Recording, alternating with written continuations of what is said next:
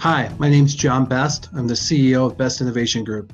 Last week, we decided to hold some town halls, some digital town halls using our product that we use to meet called Zoom.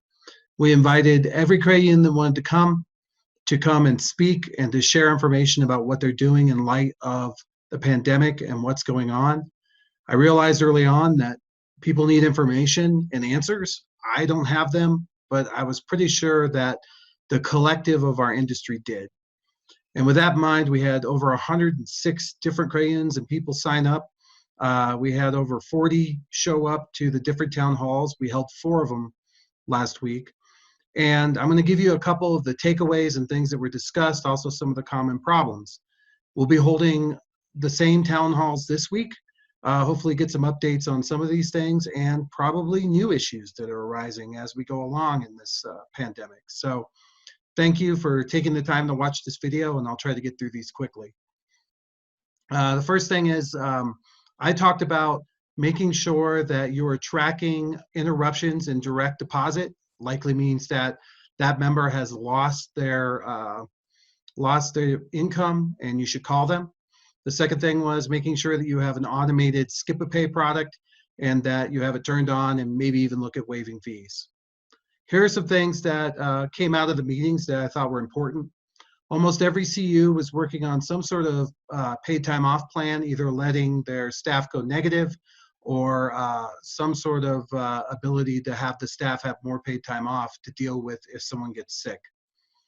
Some CUs were reporting that people were taking large sums of money out of fear. One Crayon reported that someone took all $7,000 out of their account, and it's confusing because clearly money is not going to be useful unless you're paying someone local like a gardener or something, but there's fear and panic going on. So some Crayons have instituted a limit on that per day. So that was something else we saw. Many CUs are allowing people to break their CDs. That was one that we heard over and over again.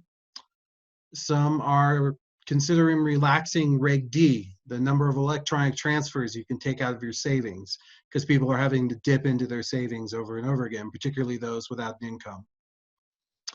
Almost all the Crayons we talked to were offering relief loans, somewhere between $1,000 and $3,000. Many other Crayons wanted to know the parameters of those relief loans, and we encourage people on the town hall to reach out to the speakers or whoever's talking to get that information. So hopefully some connectivity was made there and people were able to figure that out. Most Crayons have closed their lobbies. However, there are some Crayons that are struggling with that because they don't have drive-throughs. One ingenious idea that we heard was using night drops as a way. We also heard about Crayons who don't have drive-throughs, who are keeping their lobbies open, but only allowing so many members in at a time. For those who have closed their lobbies, we found that many of the Crayons had taken their call center, and in order to split them up to prevent the likelihood of the entire call center getting infected, they had moved some of those folks to some of the other branches and were able to redirect the soft phones to those branches, as well as taking the branch staff who were working in the lobby and converting them basically to call center representatives. Almost every Crayon we talked to was working on remote workers. A lot of them were struggling with it.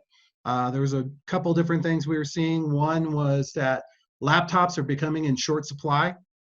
The second piece was sometimes the VPN providers couldn't give them the tokens that they would need in order for the remote users to log in. The final piece is that we saw where people were struggling because they were going to run, allow the staff to use their own equipment. So if they had a PC at home or a Mac at home, they could use that maybe to log in. We at Big think that might be of concern. We're actually going to release a service this week called Remote Worker Security Testing. I have a lot of background in that sort of thing, and we thought it might help if we could test your setups, make sure your soft phones work, test them on normal PCs, make sure that there's no security holes. So if you're interested in that, check out our website. But we do know that people are struggling to get that placed, particularly in the call center. That's the #1 area where it's an issue because of the soft phones. Most everybody has increased their debit and their ATM limits and other ATM limits. One thought we had or that came up was to advise the members who are using the ATMs, since we're asking them to use the ATMs, to bring their own disinfectant wipes and wipe down the ATMs before use. A lot of concern around shared branching because of the fluidity of the branches, whether they're open or closed, or how quickly they're being updated in the co-op site, so that the membership who uses those shared branches on behalf of other credit unions knows the situation before they get there. One credit union said that no more communal food, no more potlucks. And I know when I was at the credit union, the potlucks were one of the most amazing things. Everybody was always so giving, and it's sad to see that go, but it probably is for the best. Some common challenges that we heard over and over again that we didn't have solutions for right away were remote usage for exclusive platforms like the FedLine. How are you going to bring that to be remote? Some folks have figured that out. We connected those folks. Branches without drive-throughs, I mentioned that earlier. What to do, what's the protocol if someone comes in and is visibly sick, they're sweating, they have a fever, or a staff member has the fever? Digital services are being overwhelmed. A lot of us never imagined we'd have this many people logging on, and so we're set up for peaks, but not these kinds of peaks. Security concerns around both physical and cyber. One of the physical concerns was, as branches, we don't like people walking in masks. It scares us. And so making sure the staff is, their security and they're adequately protected. And the cyber concerns.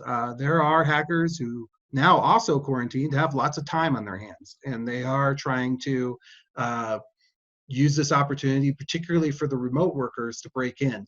So keep an eye out for that. Lack of supplies such as the cleaning wipes, gloves, etc. Laptops, we mentioned those. Concerns around the regulators and how they're going to view this, including things like annual meetings and board meetings. Will those be postponed? Can you do them digitally? Board meetings you can for sure, but what do you do about an annual meeting where you need a quorum? So these are just some of the topics that came up in our town hall. And we hope that you will come join us and share. We give every credit union 5 minutes to talk, to ask questions. Sometimes if we don't have as big a turnout and there's more time, we'll even do more discussion.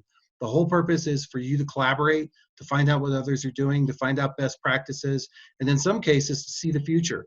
We had several credit unions who dialed in from New York who were sharing what's going on there and not allowing, say, staff to go floor to floor. That may be your future if you're in a different state, but maybe the virus is progressing. Our sincere hope is that everyone's safe and that everyone is okay and our credit union family stays together. Not sure what else to do in this time, so we thought we'd just try to create a collaborative environment where we could share information. So I thank you for listening, and I hope to speak with you soon at the next town hall. You can find that at www.big-fintech.com. Thank you.